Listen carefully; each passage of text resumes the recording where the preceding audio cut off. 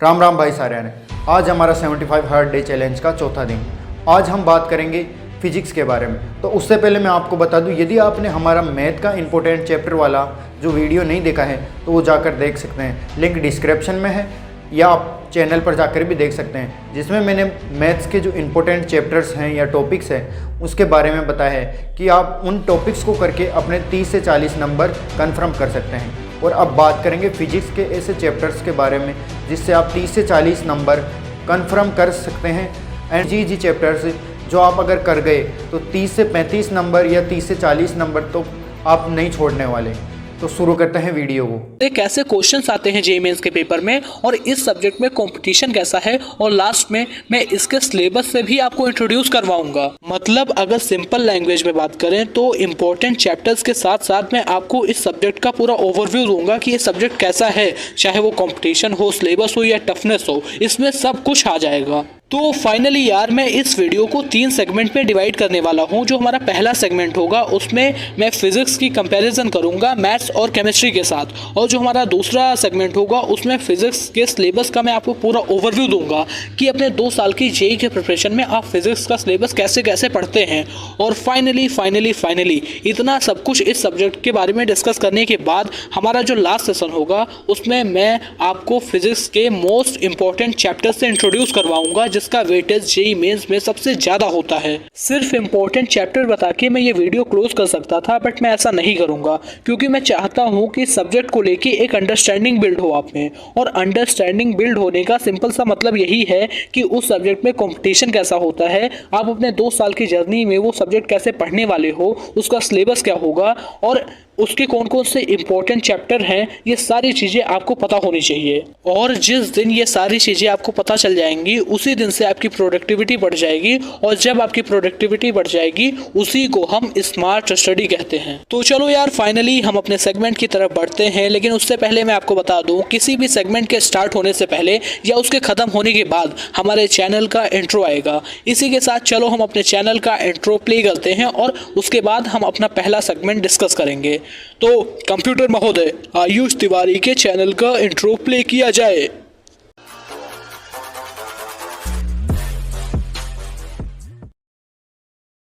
हमारा पहला सेगमेंट है physics versus math and chemistry. अगर हम सबसे पहले केमिस्ट्री की बात करें तो केमिस्ट्री के बारे में ऐसा कहा जाता है कि ये सब्जेक्ट थोड़ा सा आसान होता है, इसीलिए जेईई मेंस के पेपर में फिजिक्स और मैथ्स के कंपैरिजन में इसमें अच्छा स्कोर करना इजी होता है। अगर हम थोड़ी सी मेहनत कर लेते हैं और रट्टा मार लेते हैं तो केमिस्ट्री में अच्छा स्कोर करना बहुत ज़्यादा डिफिकल्ट नहीं होता। अगर हम सिंपल लैंग्वेज में कहें तो लोग ऐसा कहते हैं कि केमिस्ट्री एक आसान सब्जेक्ट है। और अगर बात करें मैथ्स की तो ये सब्जेक्ट जेईई प्रिपरेशन की पूरी जर्नी में सबसे ज़्यादा टफ सब्जेक्ट माना जाता है। और रियली यार पता नहीं एनटीए वालों को मैथ्स से इतना क्या प्यार है, वो मैथ्स के क्वेश्चन बहुत ज़्यादा लेंदी और टफ बनाते हैं। जिस सब्जेक्ट को बच्चा 10th के बाद चूज़ करता है जिससे कि वो जेईई दे सके, बाद में उसी सब्जेक्ट से वो सबसे ज़्यादा डरने लगता है, और वो सब्जेक्ट है मैथ। मैथ के क्वेश्चन बहुत ज़्यादा टफ और लेंदी होते हैं, इसीलिए मैथ्स में अच्छा स्कोर करना बहुत ज़्यादा डिफिकल्ट होता है। और लास्ट में अगर हम बात करें फिजिक्स की तो ये ना तो मैथ्स जितना टफ है और ना ही केमिस्ट्री जितना आसान, बट हाँ अगर आपको ये एक बार समझ आ जाता है तो इंटरेस्टिंग बहुत है। Most of the JEE aspirant का ये फेवरेट सब्जेक्ट होता है, और फेवरेट होने के पीछे सिंपल सा रीज़न यही है कि फिजिक्स में जो हम पढ़ते हैं उससे हम अपने डे टू डे लाइफ में रिलेट कर सकते हैं। पूरी मैकेनिक्स हमारे आसपास के चीज़ों पे बेस्ड है। इलेक्ट्रोडायनेमिक्स और मॉडर्न फिजिक्स थोड़ा माइक्रोस्कोपिक लेवल पे चला जाता है, बट हाँ अगर हम विजुअलाइज करें तो उसे भी हम रिलेट कर सकते हैं। और हाँ फिजिक्स की एक खास बात मैं आपको बताऊं तो यहाँ से न्यूमेरिकल और थ्योरेटिकल दोनों तरह के क्वेश्चंस आते हैं। जेईई मेंस के पेपर में फिजिक्स से टोटल 25 क्वेश्चंस आते हैं, जिसमें 18 से 19 क्वेश्चन न्यूमेरिकल वाले होते हैं और 5 से 6 क्वेश्चन थ्योरेटिकल होते हैं। तो ये बिल्कुल मत बोलना कि फिजिक्स से थ्योरेटिकल क्वेश्चंस भी आते हैं, तो उसके लिए भी प्रिपेयर रहना। और अगर लास्ट में सिंपल लैंग्वेज में बात करें तो फिजिक्स ना तो बहुत ज़्यादा डिफिकल्ट है ना ही बहुत ज़्यादा आसान है। अब फाइनली मैंने इन तीनों सब्जेक्ट के डिफिकल्टी लेवल के बारे में आपको बता दिया कि मैथ्स से सबसे ज़्यादा टफ क्वेश्चंस आते हैं, केमिस्ट्री से सबसे ज़्यादा आसान क्वेश्चंस होते हैं, और फिजिक्स से बीच के लेवल के होते हैं। बट यार आप उससे क्रॉस क्वेश्चन भी कर सकते हैं कि जो कुछ मैंने बताया वो सही है या नहीं।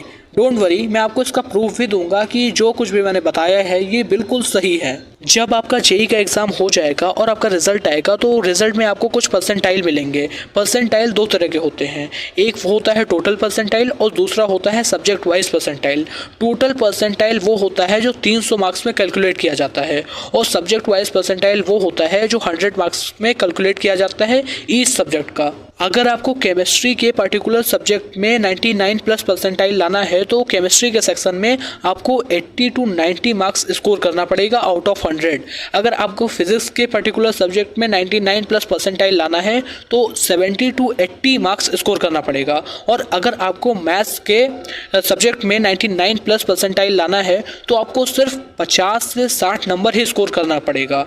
अब यार आप इस डाटा को देख के ये समझ सकते हो कि केमिस्ट्री में ज़्यादा परसेंटाइल लाने के लिए आपको ज़्यादा मार्क्स स्कोर करने पड़ते हैं और मैथ्स में ज़्यादा परसेंटाइल आपके कम मार्क्स पे भी आ जाते हैं। तो इस बात से ये प्रूव हो जाता है कि मैथ्स के क्वेश्चन ज़्यादा डिफ़िकल्ट होते हैं, इसीलिए बच्चे उसे ज़्यादा नहीं कर पाते, और केमिस्ट्री के क्वेश्चन ईजी आते हैं इसीलिए बच्चे उसमें अच्छा स्कोर करते हैं और उसमें कॉम्पिटिशन बढ़ जाता है। अब यार हमारा जो ये पहला सेगमेंट था कंपेरिजन वाला, ये यहीं पर समाप्त होता है।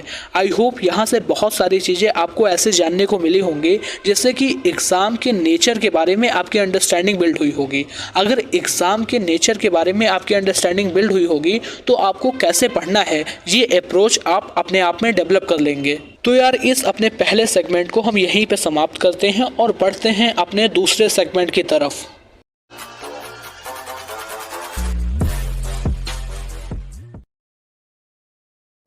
हम अपने दूसरे सेगमेंट में बात करेंगे सिलेबस की। जो अभी आपके स्क्रीन पे ये लाइन दिख रही है ये आपके जेईई प्रिपरेशन की 2 साल की टाइमलाइन है। इसका जो मिड पॉइंट है, इसके लेफ्ट वाला पार्ट क्लास 11th को रिप्रेजेंट कर रहा है और जो राइट वाला पार्ट है वो क्लास 12th को रिप्रेजेंट कर रहा है। आप क्लास 11 से 0 से अपनी प्रिपरेशन स्टार्ट करते हैं और 12th के लास्ट तक आते आते आपकी पूरी प्रिपरेशन कंप्लीट हो चुकी होती है। इन 2 साल की जेईई की प्रिपरेशन की जर्नी में फिजिक्स में आपको क्या पढ़ना होता है, अगर हम सिलेबस की बात करें तो फिजिक्स के फर्दर 6 सब सेक्शंस हो जाते हैं। Mechanics, heat and thermodynamics, SHM and waves, electrodynamics, optics और लास्ट में आता है मॉडर्न फिजिक्स। और ये जो मैंने अभी 6 सबसेक्शंस बताए ये सारे सीक्वेंस वाइज हैं। जब आप क्लास 11th में एंटर करते हो तो मैकेनिक्स से अपने प्रिपरेशन स्टार्ट करते हो और 11th में पहले 3 सबसेक्शंस आप पढ़ते हो। जब आप क्लास 12th में आते हो तो इलेक्ट्रोडायनेमिक्स से अपनी जर्नी स्टार्ट करते हो। और सबसे लास्ट सेक्शन है फिजिक्स का, वो है मॉडर्न फिजिक्स।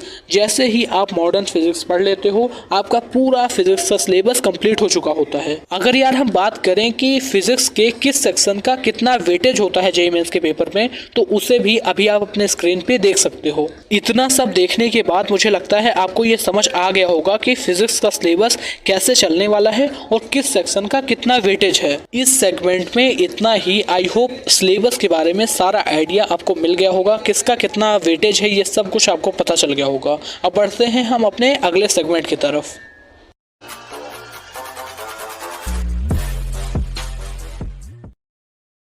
और ये जो हमारा तीसरा और आखिरी सेगमेंट है इसमें हम मोस्ट इम्पॉर्टेंट चैप्टर्स की बात करने वाले हैं जेईई मेंस के पॉइंट ऑफ व्यू से। जैसे कि हर साल जेईई मेंस के पेपर में क्वेश्चंस आते ही आते हैं। जिन चैप्टर्स की मैं अभी बात करने वाला हूं अगर आपने सिर्फ उन्हीं को कर लिया तो जेईई मेंस के एक्चुअल पेपर में जो 25 क्वेश्चंस होते हैं उसमें 17 से 18 क्वेश्चन आप इजीली अटेम्प्ट कर सकते हो। और अगर 17 से 18 क्वेश्चंस आपके सही हो जाते हैं तो फिजिक्स के पर्टिकुलर सब्जेक्ट में 99 प्लस परसेंटाइल आपकी आराम से आ जाएगी। जो हमारे लिस्ट में सबसे पहला सेक्शन है वो है मॉडर्न फिजिक्स। मैंने इस सेक्शन को सबसे ऊपर इसीलिए रखा है क्योंकि सिर्फ आप 15 दिन में इस सेक्शन को जेईई एडवांस के लेवल तक कवर कर सकते हो। और यह सबसे खास बात इस सेक्शन की ये है कि यहाँ से टफ क्वेश्चन आने की प्रोबेबिलिटी बहुत ज़्यादा कम होती है। हमेशा स्पेशली जेईई मेंस में इजी टू मॉडरेट क्वेश्चंस ही आते हैं इस सेक्शन से। और इसका वेटेज 20 से 22% तक है जेईई मेंस के पेपर में। आप ये मान के चलना कि 4 से 5 क्वेश्चंस आपको इस सेक्शन से दिख ही जाएंगे जेईई मेंस के पेपर में। इस सेक्शन में मैंने कम्युनिकेशन सिस्टम, सेमीकंडक्टर और इलेक्ट्रोमैग्नेटिक वेव को भी इंक्लूड कर लिया है, जैसे कि आप इसके चैप्टर्स अपने स्क्रीन पे अभी देख सकते हैं। हमारे लिस्ट में जो दूसरा सबसे इम्पोर्टेंट सेक्शन है वो है ऑप्टिक्स। हर साल 2 से 3 क्वेश्चंस ऑप्टिक्स से आते हैं जेईई मेंस के पेपर में और इसका वेटेज 10 से 12% तक होता है। ऑप्टिक्स की सबसे खास बात ये है कि इसमें सिर्फ 2 चैप्टर हैं और इन 2 चैप्टर में सिर्फ 5 से 6 फॉर्मूले हैं। ये पूरा सेक्शन विजुअलाइजेशन और अंडरस्टैंडिंग पे बेस्ड है। अगर आपने इसे एक बार अच्छे से विजुअलाइज कर लिया, अच्छे से समझ लिया, तो यहाँ से स्कोर करना बहुत ज़्यादा डिफिकल्ट नहीं है। हमारे लिस्ट में जो तीसरे नंबर पे है वो इलेक्ट्रोडायनेमिक्स के सेक्शन से एक चैप्टर है जिसका नाम है करंट इलेक्ट्रिसिटी। इस पर्टिकुलर सब्जेक्ट से आप ये मान के चलना कि मिनिमम 2 और मैक्सिमम 3 क्वेश्चन आपको जेईई मेंस के पेपर में मिल जाएंगे।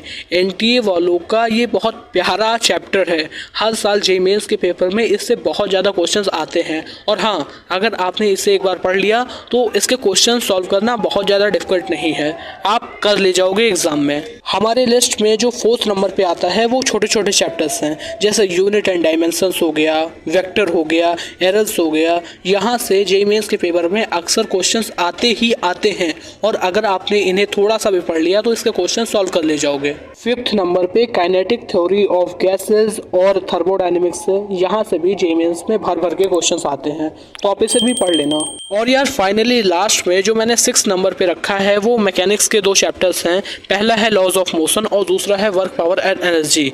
इन दोनों चैप्टर्स को आप पढ़ लेना, यहाँ से जेईई में क्वेश्चंस आते ही आते हैं। और यार 7th नंबर पे एक टॉपिक और रख लो, एसएचएम एंड वेव्स। इससे आप जितना कर पाना उतना कर लेना, ये भी थोड़ा बहुत इंपॉर्टेंट है, क्वेश्चंस आते हैं। अगर इन 7 टॉपिक्स को आप अच्छे से एनालाइज करोगे तो आपको पता चलेगा कि फिजिक्स का ऑलमोस्ट पूरा सिलेबस मैंने कवर किया है।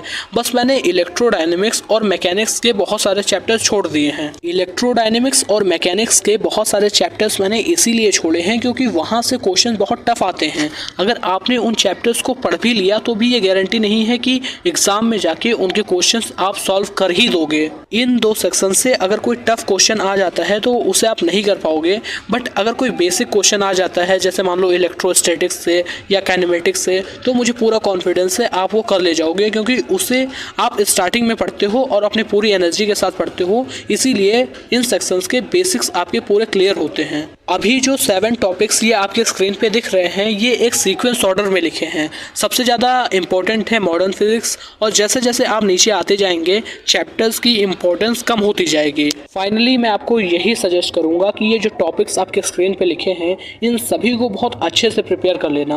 अगर आप इन्हें प्रिपेयर कर लेते हो तो ये समझ लेना कि आपकी पूरी फिजिक्स कंप्लीट हो चुकी है। इसी के साथ जो हमारा ये तीसरा सेगमेंट था मोस्ट इम्पॉर्टेंट चैप्टर वाला, इसको हम यहीं पे समाप्त करते हैं।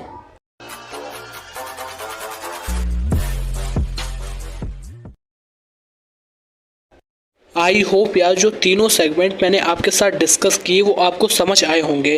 पहले सेगमेंट में मैंने फिजिक्स का केमिस्ट्री और मैथ्स के साथ कंपैरिजन किया था। सेकंड सेगमेंट में मैंने आपको सिलेबस से इंट्रोड्यूस करवाया और किस सेक्शन का कितना वेटेज है ये मैंने आपको बताया। और तीसरे सेक्शन में मोस्ट इम्पॉर्टेंट चैप्टर्स की तरफ मैं आपको लेके गया और मैंने सब कुछ डिस्कस किया और डिटेल में एक्सप्लेन किया। आई होप वो सारी चीज़ें आपको समझ आई होंगी। अब यार मुझे लगता है कि फिजिक्स से रिलेटेड आपके सारे डाउट क्लियर हो गए होंगे। इसी के साथ हम इस सेशन को यहीं पे समाप्त करते हैं। हमारा जो अगला सेशन होगा उसमें हम केमिस्ट्री की बात कर रहे होंगे और डोंट वरी वो सेशन 1 से 2 दिन में ही आ जाएगा। और फाइनली हम अपने सेशन को यहीं पे समाप्त करते हैं। मिलते हैं अगले सेशन में एक नए टॉपिक के साथ। तब तक के लिए बाय बाय।